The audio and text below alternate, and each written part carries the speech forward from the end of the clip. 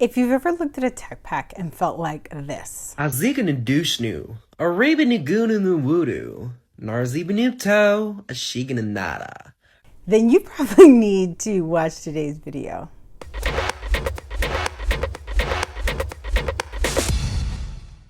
Welcome back to my channel, everyone. My name is Mikkel Drew Pelham, and today we're talking about fashion tech pack terms or terminology. If you're new to the fashion industry, you're going to hear people say all kinds of things and you may not know what they're talking about, especially when they start using those abbreviations. And particularly when it comes to a tech pack, you really need to understand what those terms are so you can properly conduct business. So the first thing I want to talk about is the tech pack itself. What is that?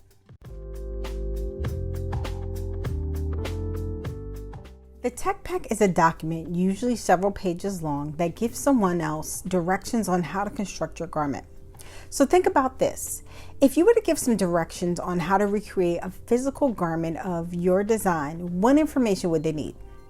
A detailed sketch, a reference sample or style, something they can start with, details about the style, so design details, what fabrics and trims they need and where they should go get that fabric, what colors those fabrics are and the trims are, where those fabrics should be placed on the garment, and where the colors go if there's more than one color on a garment, the size and measurements of the overall garment, and the measurements of the details, and then any other details you might want the person making your garment to know, like if you want a particular type of seam throughout or certain finishes or construction.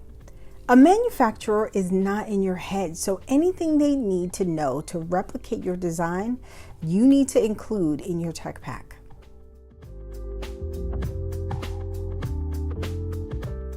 The fit reference is the sample or previous style that you want the manufacturer to refer to when they're making your new design. Most of the time it's because the overall silhouette or fit of that style is similar to your new design, so the pattern or sample maker just has something to start from. If you're a new designer or a brand, this could be a store-bought sample from an existing brand that you really like and you want the manufacturer to mimic the overall fit. If you're an existing brand and already have some existing styles from previous seasons, you may use a store-bought sample, but often you'll refer to a previous style. What's really great about that is it's already been fit. Hopefully it's something that's selling well, so you know the customer is happy with the fit as well. And it increases the likelihood that your first sample will have few to no revisions and you can move more quickly to the production phase.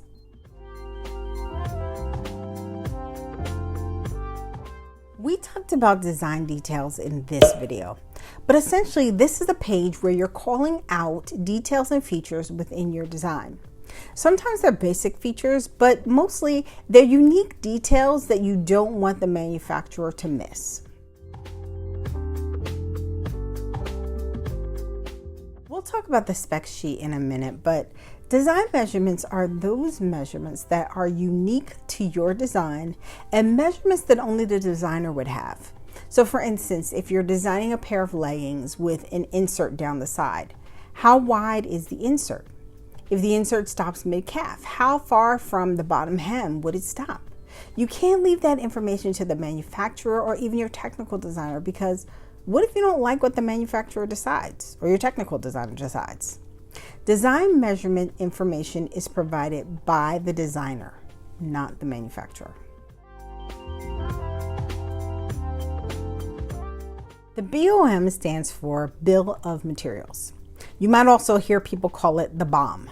Now this is a biggie because this is where you're listing all the detailed information about your materials, including fabric and trim, where it comes from, the mill, so the manufacturer knows where to go get it, what reference number they should ask for when they order the fabric, that's the mill reference code, where that fabric is placed on the garment, and what color it should be.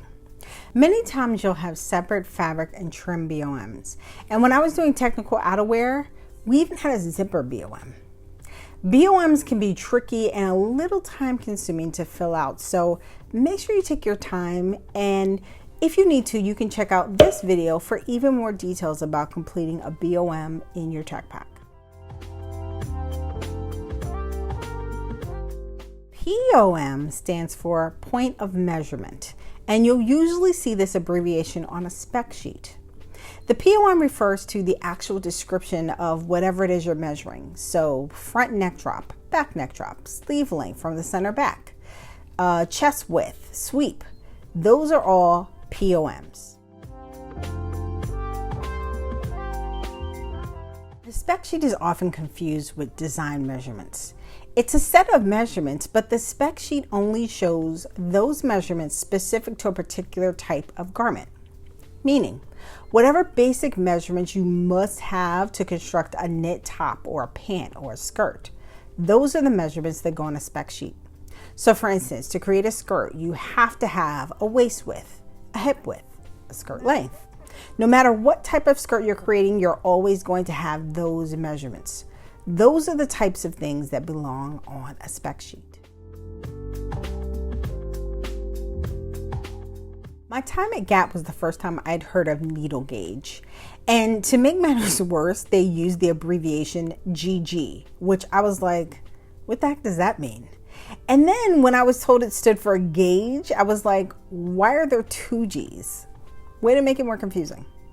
Anywho, if you see that abbreviation, that's what it means. But more than likely, you'll see the term needle spacing. The needle spacing means the space between multi-needle stitching. So anything that has two or more parallel rows of stitching is usually done with one machine that holds multiple needles. If you look at hems on your knit tops, you'll normally see this. And by the way, that stitch is a double needle cover stitch. And the spacing between the two rows of stitching is the needle spacing. For knits, it's usually 1/8 of an inch or 3/16. And for wovens, those that actually use double needle stitching, it's usually 1/4 of an inch.